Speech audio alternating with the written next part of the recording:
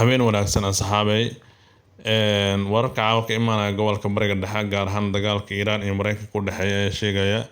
dowladda Iiraan ayaa ku dhawaaqday caawa inay soo rido diyaarad dagaal oo Mareykanka uu leeyahay sidoo kale Iiraan ayaa sheegtay caawa in Mareykanka uu duqeeyay goobo lagu kaydiyo raashinka ama qamadiga sidoo kale dhinaca kale sawirro la qaaday goobihii ama saldhigyada Mareykanka oo ku lahaay gobolka bariga dhexe ayaa muujinaya burbur xooggan oo soo gaaray saldhigyadaas Trump ayaa ku hanjabay inuu duqeey doono goobaha rayidka isbuucyada soo socda haddana Iiraan isdhiibin warkaas ayaa waaweyn caawa wararkeena markaa ku bilaabno Iiraan caawa warka ka soo yeeray oo ah inay soo rido diyaarad dagaal oo nooca Mareykanka uu leeyahay ee loo yaqaan droneska shalay waata ogeynay inay soo rido drones 12 saacad kama soo wareegin hadda mid kale ay soo riday sida sheegaya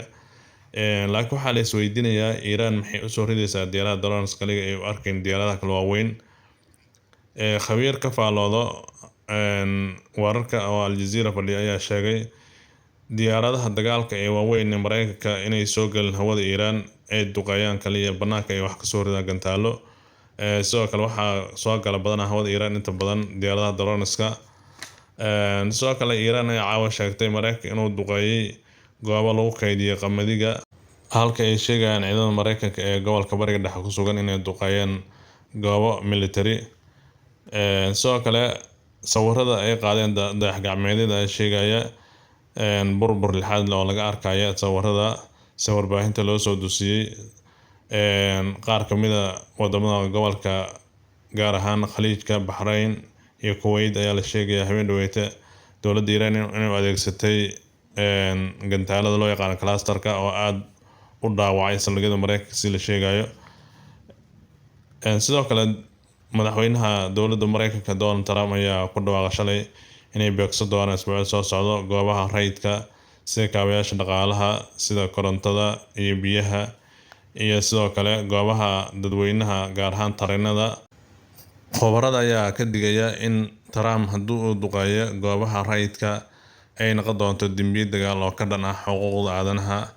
dhanka kale waxaa la sheegayaa Mareykanka Hormuz kale inay qaar maraakiibta ka mid ay ka gudbeen sidoo kale waxaa la sheegayaa maraakiib dib loo celiyay oo rasaas digniin lagu riday kadib markay ka dhaga adeegaan awaamirta ciidamada kacaanka ee dowladda Iiraan waxaa la sheegayaa in Mareykanka Hormuz uu qasan yahay oo la iska hor fadhiya dhanka kale waxaa la sheegayaa dadaalo diblomaasiyadeed oo culus inay socdaan oo ay wadaan dowladaha Qatar iyo Pakistan ay aad u dadaalayaan iyadoo la sheegaya in uu joogo wasiirka arrimaha dibadda ee dowladda Iiraan oo ku sugan yahay Qatar oo u tagay tacsidii amiirka dowladda Qatar asxaabay barnaamijkan halkan ayaa kusoo koobayna insha Allah subscribe ilaa insha Allah